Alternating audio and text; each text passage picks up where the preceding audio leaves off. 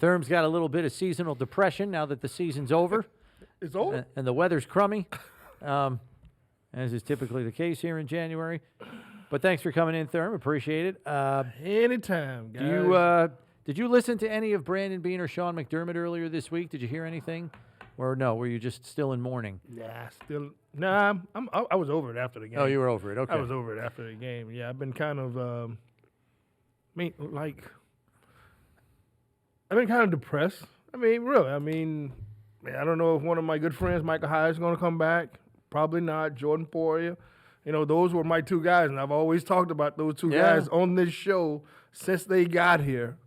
And it's been, what, 7 years? 7 years. It's been a good run, man. It's been a really great run for those two guys. And I know, we hired Shawn, and then, we broke the drought, and then we got Josh. But those two guys right there They've been mainstays. have been the mainstays of this organization, building a culture, seeing guys come in, and guys leave and being replaced with guys. And, man,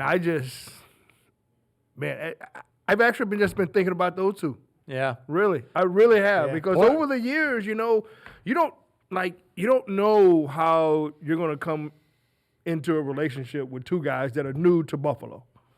And I kind of knew Micah a little bit coming from Green Bay, so you kind of know what kind of culture that was down there, But him coming here, man, he embraced it. He has his foundation. He does the softball.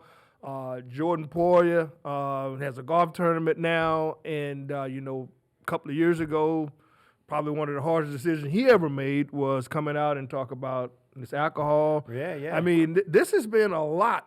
And with all of that, these guys have stayed the same, and they have produced. Both have started young families here. Yeah. I'll say this, too. Here's what one of the other kind of hallmarks of why, we kind of love them so much, in my opinion. Because when they got here, we were in the middle of the drought. We were hopeless, right? Then those two guys get here, and all of a sudden you get people like Bill Belichick, and they start winning games, and other teams around the league, other head coaches, Bill Belichick being the main one, and then others as well, saying, let me tell you something. Those Bills, those safeties are a problem. They are a real problem. Yeah. And it was the first time we had anything to take pride in. For a decade and a half, we had nothing to like hang our hat on it. But those two guys show up, and it's like, Bill's got some guys. Yeah, and I can for remember, the first time. Yeah, I can remember, I think it was after a game where Belichick was talking to Micah Hyde after he picked off a pick in the end zone. Yeah. He was like, how did you see it? Did you What'd see you it? see? Yeah, exactly. And Micah goes, he telegraphed it. Telegraphed. Micah thought about it for a half second. He goes, he telegraphed his throw. Yeah. I saw it a half second. He was looking at him a half second before he threw it, and I saw it. Yeah. I remember that. Yeah. And it was, but those two guys, more than Josh, maybe not as much as McDermott. But when they signed those two guys, it was like, who were they? I didn't know. Exactly. I'm like, safeties? What are safeties? Not a pass rusher? Right. Pass rusher, corner, like a wide-eyed, big, like Julio Jones. Safeties I never heard of? Right, yeah. And then they show up, it's like, oh, dude. Yeah, and I knew from the day that he signed here, Aaron Rodgers sent out a tweet about, man, this Micah was one Hyde, we should not have let go. And he was talking about Micah Hyde. I was like, we must have something. And the signing of those two players should be a lesson in terms of what the Bills should do now. They have an aging team. They were in the top 8 oldest teams in football this year. And I think we can all agree that some players were closer to the end of their careers than their prime. And so you heard Brandon Beane say it earlier this week with their cap situation and with older players aging out, so to speak. They're going to have to depend on youth a lot more next year than they have in the last several years. My question to you, Thurm, is how does that grab you, knowing you're probably going to have to depend on players more, like maybe a Kyer Elam or a Kingsley Jonathan at pass rusher? Young players are going to have to be on the field more because you can't afford to pay high-priced free agents. And Brandon Beane said we got to hit on this draft class. I mean, you might have 2-3 rookies on the field too. What are your thoughts about that? Well, I mean, it's going to be I think we kind of saw this coming a little bit. Yeah. Because now it's going to be, okay, well, you got this young football team. When are we going to see them step up in a big-time, meaningful game? When will that be? It's going to have to be. You saw Shakir do it. Shakir, but I'm talking about now you got to replace some guys on the defensive side. Yep. Who's going to be those guys because it's going to happen. But the one thing that we do have 17 to keep that offense going. Yeah. We do have that. And an offensive line. And an offensive line, yeah. They're all And signed. maybe need some receivers or two or whatever it may be, but you have 17. Now, you're probably looking at, okay, how far are the Dolphins going to fall? What about the Jets? Are they going to come back up? Are we going to have an opportunity to win that division, or are we going to be the 7th seed for a couple of years until those players get into year 2 and year 3 where they will be advanced, and then you can compete a little bit more for that number 1 and number 2 seed. Yeah, I mean, the Chiefs had to turn their roster over defensively 2 years ago. And they did. They drafted 3 corners in one draft. One's all-pro. One's an all-pro, and the other 2 start. Yeah. So they flipped They it. went through They it. took some lumps, in the first half of the year last year with a lot of rookies on the field for them defensively. Yeah. But good coaches develop players quickly, and if you give them opportunities, it's the fastest way to learn. They did that, and they're making interceptions in the AFC Championship game last year. Yeah. So that's the move that the Bills have to turn to now, especially defensively, to your point, Thurm. At the same time, there is a general consensus that you have to get alpha dog type weapon outside at receiver. Stephon Diggs is entering his age 31 season, and each of the last 2 years, his production has dropped off precipitously in the second half of the season. Now, we can all speculate as to why that is, and there are probably a multitude of reasons why. But I think you have to get somebody in the pipeline here that's capable of being the alpha dog receiver, if not at the first half of next season, certainly by the second half of next season. I think it's logical to assume that Diggs' production is going to drop off again. So that is going to require early investment in the draft at that position. You want to get a guy that's going to be ready right now? I mean, well, Always. if we're going to get, Always. if we're going to Now get a you want guy the that 7 guys that are ready right right. now. I mean, but if we can get Harrison Jr., I'd love to get him. But Well, yeah. that's a far. They're already projecting 7 receivers in round 1, which would tie the record for most in a first round of a draft. Well, where are we hitting? We're at 28. We're at I'll say- 28. yeah. Who can be that 7th guy?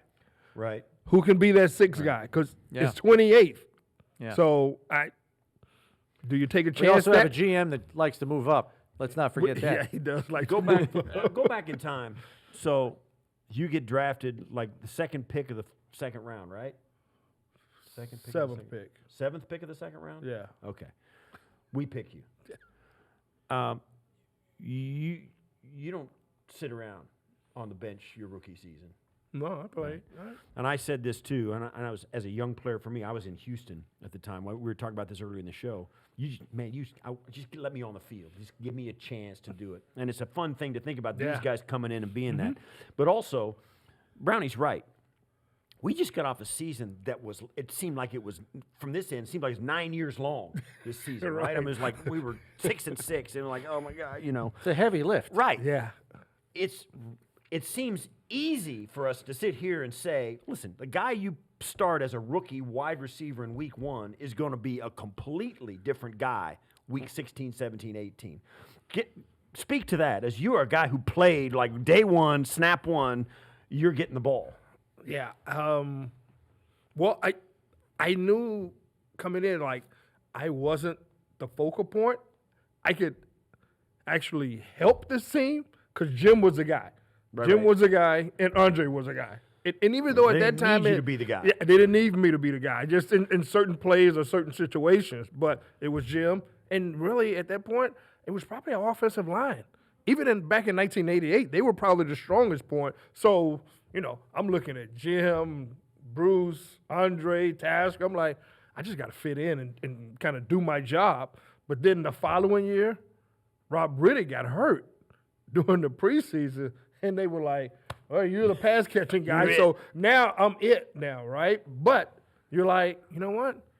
I went through it my first year. I saw how Jim, I saw how Andre, I saw how Bruce worked. I'm like, okay, well, I got to start working like that to get better. Yeah, but the lessons on the field also serves a purpose for you too, because you come in year 2 and you're like, all right, I can handle this, like, right? I mean, There's lessons learned on the field. It's 2 days.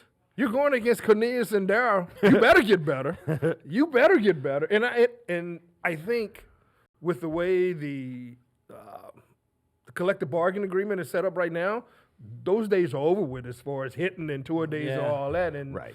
And so you're not going to have that really feist competition that you would normally see. Yeah. And so I think now with that, it takes a little bit longer development for those young players because they're not engaged as much as receiver is one position though where we've seen guys hit the ground running right from their. I mean, Garrett Wilson with the Jets because it's probably right out of the chute. But there's with some horrible quarterback. There's a play. reason though.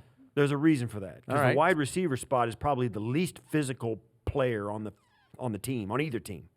You don't get you catch the ball and get tackled, all of that, but that's football. It's the least physically demanding of any position. Yeah, so that's why guys 7-on-7 all year around. You play 7-on-7 out there, and even you see guys run out of bounds. You know, take a hit. It's the least physically taxing position, except for the fact that you run a lot. And like running back Thurman, Thurman would take a pound. He was like he was like Energizer Bunny, man. The guy, those guys at that spot get hit every play. Yeah. Every play, like offensive linemen, every play, linebackers, every play. Like I used to tell Jim, when you drop back, 4 to 6 guys are after you. When you give me the ball, 11 guys are after me. It's a totally different thing. Right. So, and the way that we were chiming, the 5 presidents were texting about this the other day. Guys are going to start having longer, more productive careers, deeper into their careers because of the CBA and what he was saying. The player protection, the rules in the offseason, the rules during season, the padded practices limitations, all of that stuff. They're going to start playing. And you got him now. Brady played till he's 45, 44. Ben Roethlisberger. There's also more games, though. Let's not forget that. No, there's not. There's less preseason games, more regular season games. So there's more games. Which is more taxing. Right. Nevertheless, you get more bye weeks as well. You get more rest. There's also more teams playing postseason, too. 2 more teams in the postseason with more players playing in the postseason. So there's a bigger number of guys, but it's not more reps than anybody. They've added more players, too. There's only one team. And there's more players. When we were, I think it was 46. Now there's 53. Yes. And I'll say this, too, that what you said, the expanded rosters is the only way I got a chance to play in the NFL. Right. That's the only way. If now you got 90 and it goes a full preseason. Right. Instead of the cut down. And you have 69 guys in the building all the time. You got 14 practice squad guys, 60. and you got the 53 in the 53 roster. So you got 69 guys you can choose from. Those expanded rosters, now you got professional special teams players from 1982 on when the league they got bigger. So it's hard for these young guys, all this we're talking about is hard for these young guys to come in. Denver was horrible defensively for 6 weeks, 7 weeks. They were giving up 70 points. But then, after they started getting some tackling and some live reps, all of a sudden, they're pretty good. Yeah. They're pretty good.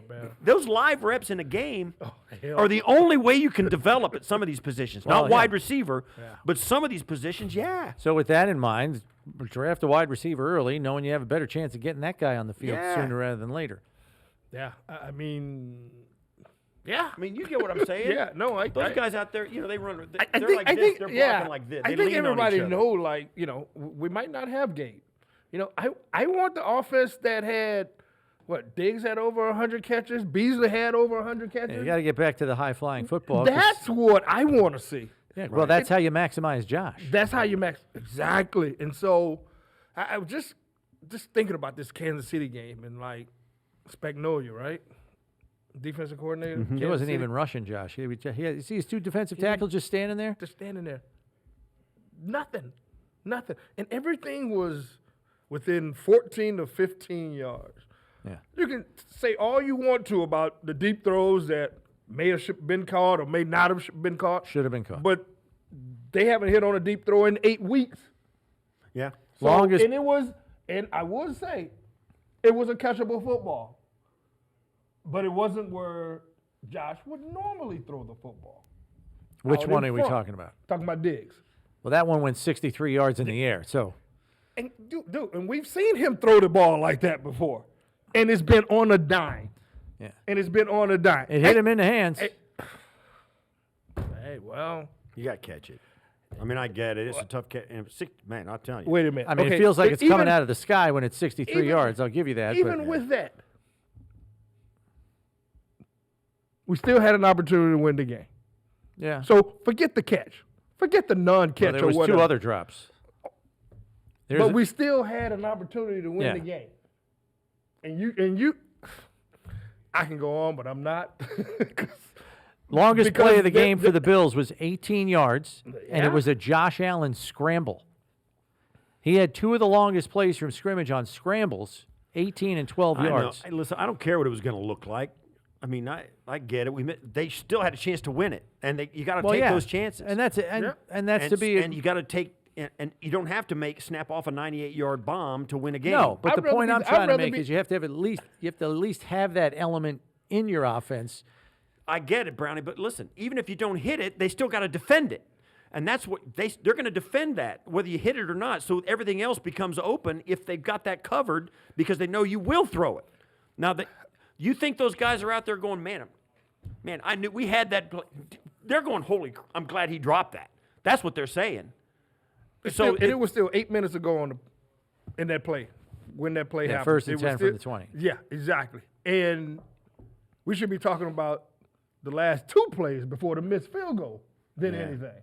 So that's why I say with the Diggs catch, it's a no-brainer. You can talk about it all day. Well, you get down there into where we were.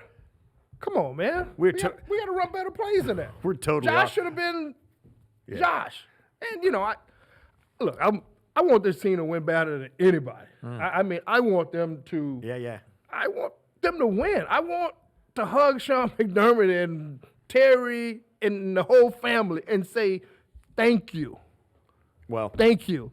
But it did not look like a championship team at the last two play of the game. yeah, I'll say this, we get this all the time. We're in the weeds now because I don't know how we started this conversation, but don't know I'm how taking we it. started. I'm going deeper into the weeds. You're talking about the last two plays before the field goal. That's what all these games are coming down to, and that's why the Bills are going to be in the conversation every single year because They're in the game. and that's why we've had this ongoing conversations about the refs. I'll go off on it one more time.